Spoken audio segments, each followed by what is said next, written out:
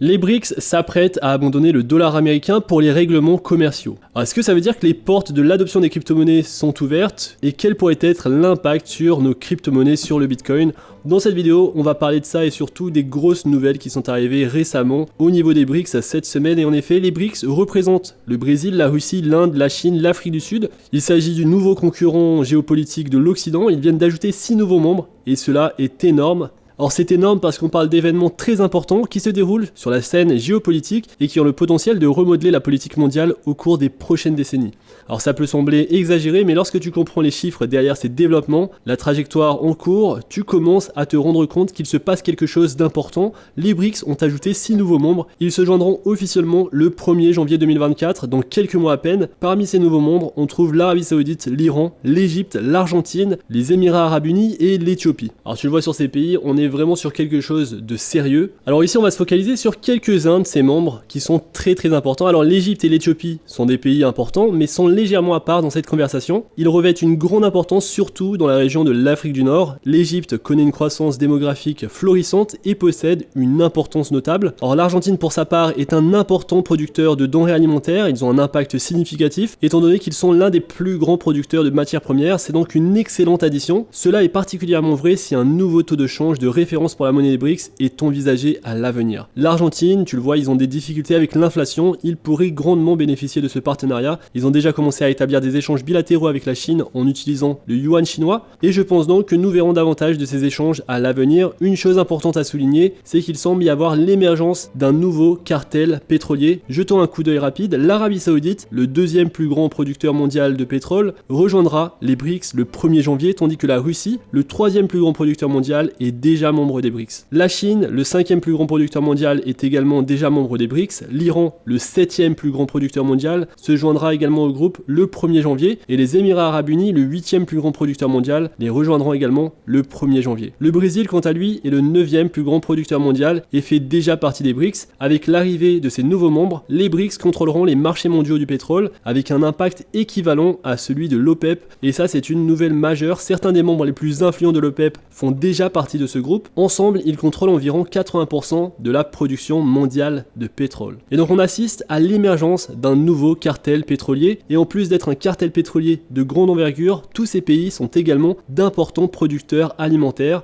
Ils produisent du soja, du maïs, du bœuf, du café, du riz, ainsi que d'importantes quantités de bois, d'or, d'acier, et disposent d'un potentiel de production manufacturière considérable. Et donc c'est une évolution majeure, le groupe des BRICS s'agrandit et comptera désormais 11 pays. Il est également intéressant de noter que le groupe des BRICS contrôle désormais la plupart des voies maritimes importantes de la planète, à l'exception du canal de Panama. Ils contrôlent désormais le canal de Suez grâce à leur nouveau partenariat avec l'Égypte. Ils contrôlent également le golfe Persique avec l'Arabie Saoudite, les Émirats Arabes Unis et l'Iran, les 3 principaux exportateurs de la région, et cela a des implications majeures pour la politique mondiale. De plus, le Royaume d'Arabie Saoudite souligne qu'il est le principal partenaire commercial des BRICS au Moyen-Orient. Les échanges bilatéraux totaux entre les pays du groupe ont dépassé 160 milliards de dollars en 2022 et nous pouvons nous attendre à avoir des échanges adossés à l'or à l'avenir. Alors que 6 nouveaux membres vont rejoindre le groupe des BRICS, plus de 40 pays souhaitent les rejoindre.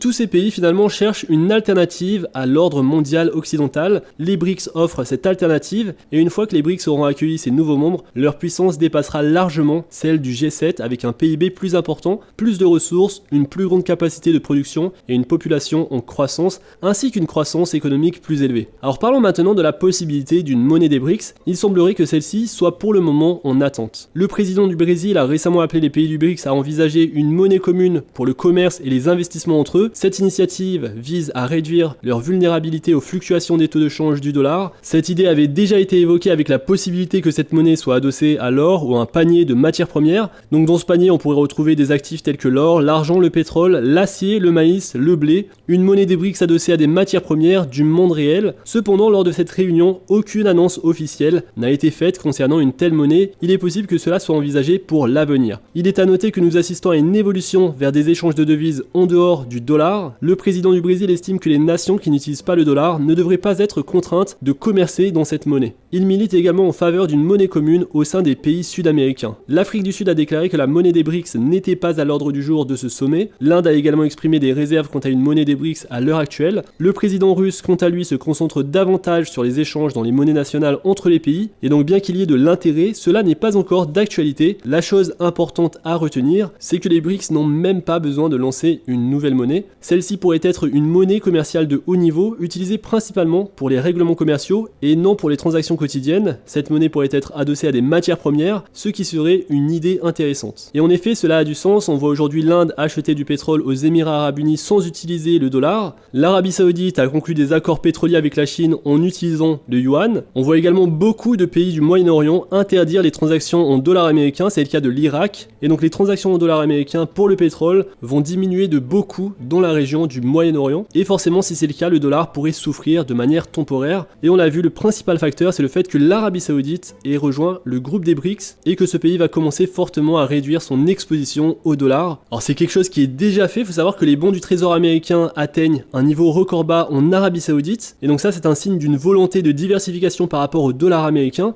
Les bons du trésor américain de l'Arabie Saoudite sont tombés à 108 milliards de dollars en juin, son niveau le plus bas depuis décembre 2016. Et donc tout cela pourrait lancer le débat sur la dédollarisation. C'est une surprise que l'Arabie Saoudite rejoigne les BRICS aussi rapidement. Et comme tu le sais, les BRICS sont contre l'influence du dollar américain. Et donc tout cela pourrait remettre en cause la prédominance du dollar américain dans le commerce mondial. Et donc à moins que l'économie américaine trouve un moyen de produire plus de valeur, d'avoir une plus grosse croissance, le dollar américain devrait potentiellement faiblir en valeur. Et ça impactera forcément nos investissements, le marché boursier américain, les crypto-monnaies à commencer par le Bitcoin. Et donc ce sont tous ces facteurs qu'il faut regarder, car malheureusement ces facteurs macro auront un impact sur nos investissements. Et donc on voit les pays s'éloigner de plus en plus du dollar et les BRICS ne procéderont pas en dollars. Ils effectueront leurs échanges dans leur propre monnaie nationale ou éventuellement dans une monnaie des BRICS adossée à l'or ou à d'autres actifs. Et donc lorsque les pays ne demanderont plus à être payés en dollars pour leur pétrole mais accepteront d'autres devises comme le yuan, l'or ou les roupies, cela changera radicalement la dynamique mondiale. L'une des raisons pour lesquelles les États-Unis ont exercé autant de pouvoir sur le commerce mondial, c'est leur statut de réserve mondiale du dollar. Si cela commence à s'éroder comme c'est déjà en train de se produire, cela pourrait avoir des conséquences à long terme pour la dette américaine, et à moins que les États-Unis, comme j'ai dit, ne trouvent une solution pour accélérer leur croissance,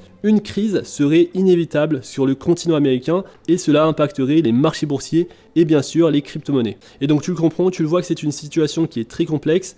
Alors tu le sais, dans les crypto-monnaies, il y a le projet XRP de Ripple ou alors le Bitcoin. Il pourrait jouer un rôle crucial dans ce marché de plusieurs milliards de dollars. Et donc ce nouveau bloc des BRICS ajoute une nouvelle couche de complexité. Il s'agit d'une indication claire de l'ambition du bloc de détrôner l'Occident et de provoquer un changement de pouvoir dans le monde. Alors comment les crypto-monnaies pourraient réagir à cela? Bien que la position du bloc sur les actifs numériques et en particulier les infrastructures de paiement de pointe offertes par des projets tels que Ripple, le token XRP et le Bitcoin ne soit pas encore claire, la communauté reste optimiste quant à l'adoption de la nouvelle technologie par l'Alliance. On voit des pays comme l'Argentine adopter le Bitcoin, il pourrait y avoir des pays en développement ou des pays actuels faisant partie du BRICS favorables à l'adoption des crypto-monnaies pour rivaliser contre le dollar américain. Et en effet, les BRICS peuvent utiliser la technologie de pointe offerte par des projets comme le projet Ripple, Ethereum, Cardano. Dans ce cas, les actifs numériques pourraient être utilisés pour régler le commerce international et également lancer des CBDC à l'aide de la technologie blockchain. Cela favoriserait une adoption massive et ferait grimper le prix de ces crypto-monnaies à de nouveaux sommets historiques sur le long terme. Et donc ça, c'est l'idée, c'est ce qui est idéal pour nos crypto-monnaies. Il pourrait y avoir un effet opposé également. Donc finalement, c'est pas vraiment vers où se dirigeront les crypto-monnaies avec ce nouvel ajout sur les BRICS. Mais ce qui est sûr selon moi, c'est que sur le court terme, il pourrait y avoir beaucoup de pression à la vente du fait que le dollar va perdre en valeur et ça pourrait impacter les crypto-monnaies, ça pourrait représenter de très belles opportunités sur le long terme.